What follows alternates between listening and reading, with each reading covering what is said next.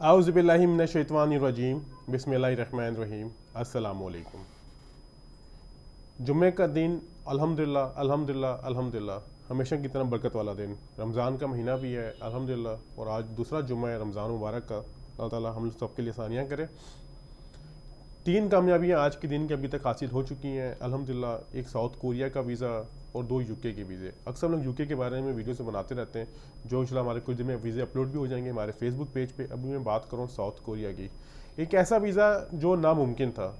नामुमकिन इस सेंस में था कि हमारे सुफियान चीमा साहब हैं वज़ीराबाद के ही, अल्हम्दुलिल्लाह उन्होंने हमारे ऑफिस विज़िट किया था काफ़ी टाइम पहले।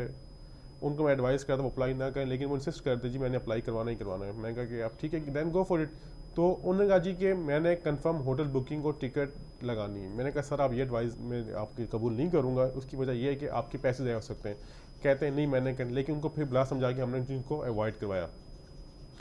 उनकी ट्रैवल इतनी स्ट्रॉन्ग नहीं थी, उनकी स्टेटमेंट क्लोजिंग बैलेंस तो अच्छा था लेकिन वो मेंटेन नहीं थी, और ना ही तो उनके पास इन्विटेशन लेटर था। लेकिन वो कहते हैं जब किस्मत साथ दे तो आपका कुछ भी साथ भी अच्छा हो सकता है। उनके साथ वही हुआ। उनकी किस्मत उनका साथ दिया, और जो चीज़ मुझे अनएक्सपेक्ट लग रही थी, जिससे मैं नाउम्मीद था, नाउम्मीद तो मैं नहीं कहूँगा, जिसमें नाउम्मीद होना एक गुनाह भी है, लेकिन मुझे इसमें इतना पोटेंशियलिटी नज़र नहीं आ रही थी। मैं ये कह रहा था, इस सेंस में कह रहा था कि मैं सुफियान भाई के आपके पैसे ज़ाया ना हो जाएं। देखिए मैंने तो अपनी फ़ीस लेके साइड मार जाऊँगा, लेकिन आपके आप वीज़ा अप्लाई करेंगे तो आपका कहते नहीं मैंने अप्लाई करना है। कुछ दिन पहले अगर आपने देखा होगा हमारे फेसबुक पेज पे तस्वीर भी लगी थी, मिठाई का डब्बा आया हुआ था। हमारे आए थे भाई दोस्त वज़ीराबाद से ही, अवैस साहब का जिनका वीज़ा ग्रांट हुआ था अपील पे यूके का, तो ये उन्हीं के दोस्त हैं, ये पूरा एक है। तो उनको भी हम ये बात करते हैं, मैं कहा यार सुफियान साहब ने वीज़ा अप्लाई किया, उनको मैंने काफ़ी समझाया लेकिन उन्होंने मेरी बात नहीं समझी, उनके इतना केस में चांसेस नहीं है। तो इस तरह की बातें हो रही थी। तो रात को मैं बाहर था तो मुझे एकदम मैसेज आया जी के सुफियान साहब का, उनके दोस्त का, अवैस साहब का भी, और सॉरी मलिक नुमान साहब का भी, कि उनका वीज़ा अल्हम्दुलिल्लाह अप्रूव हो चुका है, जो अभी इस वक्त अपने स्क्रीन में भी देख रहे होंगे अल्हम्दुलिल्लाह। अब काफ़ी लोग ये कहते हैं जी कि इसके लिए आपको इन्विटेशन लेटर चाहिए, फलां चाहिए।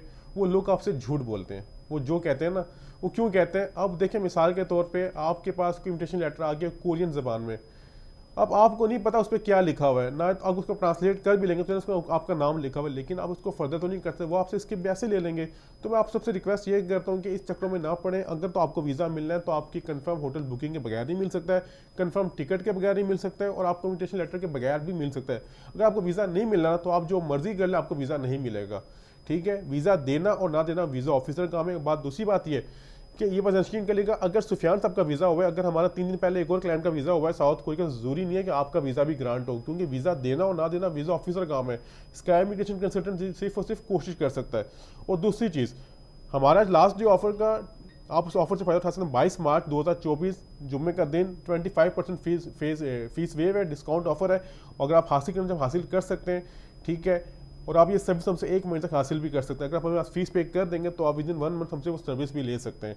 ठीक, काफ़ी लोग ये कहते हैं कि हम लोग बाद में फीस पे करेंगे, इस तरह करेंगे। हम लोग इस तरह की सर्विस प्रोवाइड नहीं कर रहे। जो हमारा क्राइटेरिया हम उसको फॉलो करते हैं, हमारे जो प्रोटोकॉल्स हैं उसको फॉलो करते हैं। बहरहाल बताने का मकसद ये था वीडियो बनाने का कि साउथ कोरिया का वीज़ा अप्लाई करने के लिए आपको इन्विटेशन लेटर की जरूरत नहीं पड़ती। डॉक्यूमेंटेशन की बात कीजिए, डॉक्यूमेंटेशन नॉर्मली सबके वही होते हैं जो सबके होते हैं बाकी कंट्रीज़ के होते हैं। इसमें इंश्योरेंस लगानी पड़ती है, ID card, passport, FRC, bank statement, business job documentation, hotel booking, reservation, ticket reservation और ट्रैवल इंश्योरेंस, और आपके कोई भी सपोर्टिंग डॉक्यूमेंटेशन हो। इसका ई वीज़ा होता है, आपको एम्बेसी जाना पड़ता है, आपको पासपोर्ट सबमिट करना पड़ता है। ठीक है, लेकिन जब आपको वीज़ा आएगा तो वो आपने इनके पोर्टल से डाउनलोड करना पड़ेगा। वो आपको वीज़ा बाय हैंड नहीं देते हैं, आपको जस्ट पासपोर्ट देते हैं। अगर वो डिनाई करेंगे तो भी आपका उनकी पोर्टल पे आ जाएगा, आपको डिनाई कर दिया है। अगर अप्रूव हुआ तो वहाँ से आप डाउनलोड कर लेंगे। काफ़ी लोग कहते हैं जी ट्रैवल करने में मुश्किल होती है, ऐसी कोई मुश्किल मैंने अभी तक नहीं सुनी, ना ही तो ऐसी होती है। कितने पाकिस्तानी वहाँ जा रहे हैं, आ रहे हैं, जहाज चल रहे हैं, वहाँ पर काम भी कर रहे हैं। तो ये थी इन्फॉर्मेशन मैं डिस्कस करना चाह रहा था। बाकी जो 2 यूके के वीज़े हैं हमारे फेसबुक पे अपलोड भी हो जाएंगे, आप जाके वो भी देख सकते हैं। अपना ख्याल रखिएगा, बहुत शुक्रिया, खुदा हाफिज़।